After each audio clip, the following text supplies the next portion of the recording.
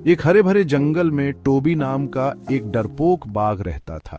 वह धारियों वाला था, लेकिन डर के मारे उसकी धारियां भी फीकी पड़ जाती थीं। टोबी हर चीज से डरता था। एक तितली के फड़फड़ाने से वह कांप उठता था। एक छिपकली के रेंगने से वह भाग जाता था। टोबी को अपनी छाया से भी डर लगता था। वह चाहता था कि वह बहादुर बने, लेकिन डर हमेशा उस पर हावी हो जाता था। काश मैं अपने डर पर काबू पा पाता, टोबी अक्सर सोचता था। टोबी के दो सबसे अच्छे दोस्त थे, मिमी एक चंचल बंदरिया और पिप एक बुद्धिमान तोता।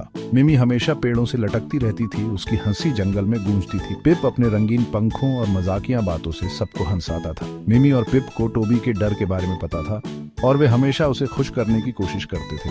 टोबी, डरने की कोई बात नहीं है, मिमी कहती थी। जंगल हमारा दोस्त है। पिप अपनी चोंच हिलाते हुए कहता था, तुम बहुत बहादुर हो टोबी, तुम बस इसे नहीं जानते। टोबी, मिमी और पिप अक्सर विशाल पुराने पेड़ों से घिरे जंगल में खेलते थे। पेड़ों पर रंग बिरंगे फूल खिले थे और हवा में मीठी सुगंध फैली हुई थी। जंगल के बीचों बीच एक जादुई इंद्रधनुषी बेल उगती थी। यह बेल जंगल की जीवन रेखा थी, जो इसे हरा भरा और जीवंत रखती थी। इसकी पत्तियां 7 रंगों में चमकती थीं और इसकी चमक पूरे जंगल को रोशन करती थी। इंद्रधनुषी बेल जंगल के जानवरों के लिए बहुत महत्वपूर्ण थी। यह उन्हें ताकत, खुशी और जीवन देती थी। एक दिन जंगल में अफरा तफरी मच गई। इंद्रधनुषी बेल, जो कभी जीवंत और चमकदार थी, मुरझाने लगी। इसकी रंगीन पत्तियां भूरी और सूखी हो गईं और इसकी चमक फीकी पड़ गई। जानवर घबरा गए। वे मदद के लिए जंगल के सबसे बुद्धिमान प्राणियों, बुजुर्गों के पास गए। बुजुर्गों ने कहा, इंद्रधनुषी बेल को बचाने के लिए किसी को दूर क्रिस्टल पर्वत की छोटी से साहस का क्रिस्टल लाना होगा। यह सुनकर सभी जानवर डर गए। तभी टोबी ने एक चौंकाने वाला फैसला लिया। सेक्शन 5, खतरनाक रास्ते। अपने दिल में डर के बावजूद टोबी जानता था कि उसे क्या करना है। उसे जंगल को बचाना था, भले ही इसके लिए उसे अपने सबसे बड़े डर का सामना करना पड़े। मैं इंद्रधनुषी बेल के लिए साहस का क्रिस्टल लाऊंगा, टोबी ने घोषणा की। मिमी और पिप ने उसका साथ देने का फैसला किया। हम तुम्हें अकेले नहीं जाने देंगे, मिमी ने कहा। और इसलिए 3 दोस्त खतरनाक यात्रा पर निकल पड़े। उनके सामने कई चुनौतियां थीं। रास्ता ऊबड़ खाबड़ था और उन्हें कई बाधाओं को पार करना पड़ा।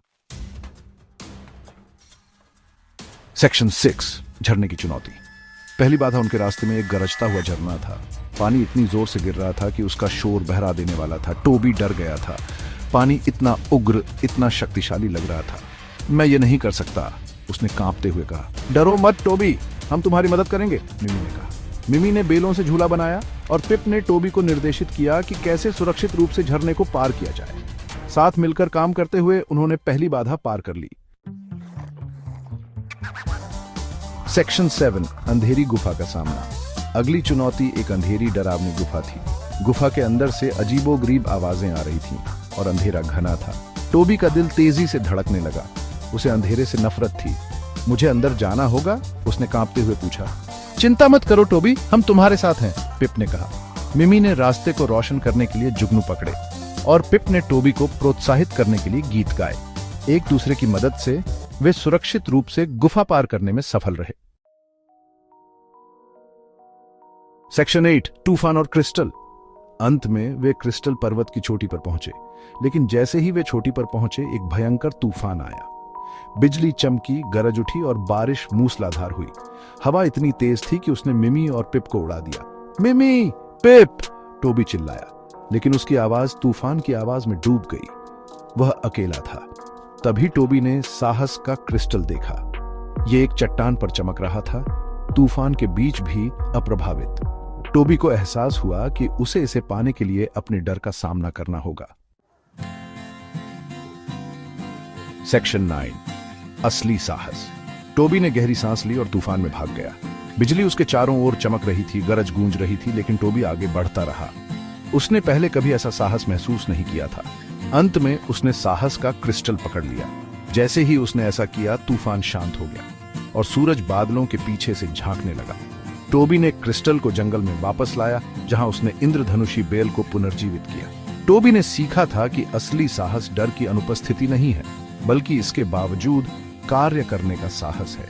और उस दिन से वह जंगल का सबसे बहादुर बाघ बन गया, हमेशा जरूरतमंदों की मदद करने के लिए तैयार रहता था।